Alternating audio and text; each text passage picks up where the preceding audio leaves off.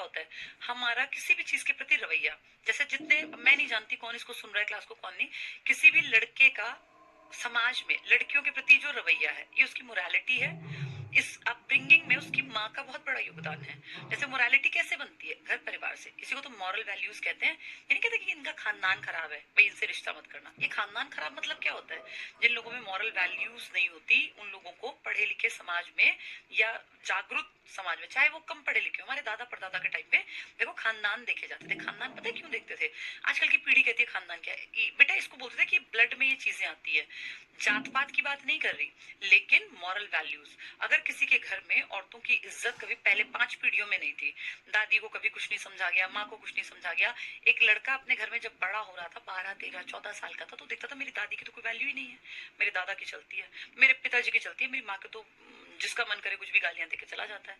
तो वो लड़का जब बड़ा हो रहा है ना, तो उसके ये वैल्यू सिस्टम बन रहा है कि औरत की इज्जत नहीं करनी चाहिए। उसने कभी अपनी दादी को, कभी माँ को, तो उसका रवैया अपनी बहन के प्रति भी नेगेटिव होगा। और जो उसके घर में कल को उसकी वाइफ बन के आएगी, उसके प्रति भी ये इज्जत देना, मान देना, ये कहाँ से आता है? अपने परिवार से। तो जिनके परिवार अच्छे होते हैं ना बेटा, उन लड़कों में, उन लड़कियों में, इसमें लड़कियों की बात करूं तो कैरेक्टर को हम एग्जाम्पल देख लें। अब सोचो किसी लड़की की माँ का कैरेक्टर खराब था, जैसे ये एक बड़ा मिथ बना दिया कि माँ पूजनीय है। ऐसा बिल्कुल नहीं है बेटा।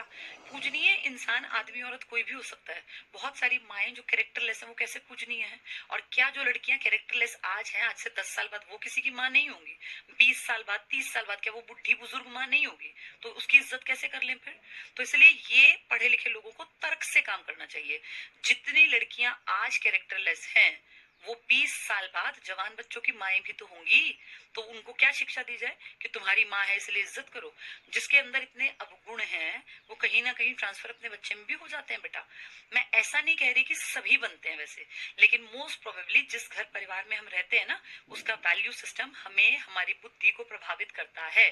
आप बड़े होके सही गलत को सोचे कि मुझे अब समझ में आ गया, बेटा एक ना सोच का दायरा होता है, वो परिवार से प्रभावित होता है। इसलिए कहा जाता है कि परिवार का, जैसे पैसा कम हो ज्यादा वो फर्क नहीं पड़ता, लेकिन अगर परिवार की नैतिक मूल्य खराब है ना, तो फिर वो परिवार में आने वाली लड़कियां बहुएं कभी खुश नहीं रह पाती। और अगर पैसा कम है और वैल्यूज बढ़िया है, तो फिर वो आगे ग्रोथ कर जाते हैं, लड़के भी और लड़कियां भी और बहुएं भी। इसलिए ना अपनी मोरालिटी पर काम करना चाहिए, कैरेक्टर पर काम करना चाहिए।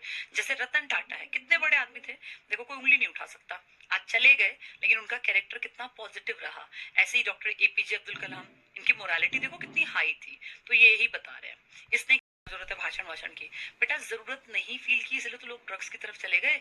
इसलिए रेप, गंदगी, इलीगल रिलेशंस जो होते हैं, या जो ये लिव इन रिलेशनशिप, ये इसलिए तो आ गया क्योंकि ये बातें बताने वाले लोग खत्म हो गए। पहले बड़े बुजुर्ग थे, गांव में चौपाल पे बैठ के बहुत बातें हुआ करती थी। घर में बड़ी बुजुर्ग औरतें थी, दादी परदादी थी, तो बहुत बातें, भाई बेटी जवान होती है तो बहुत बातें बताती थी, भाई बेटा जवान तो बहुत बातें आदमी बताते थे, भाई दादा परदादा।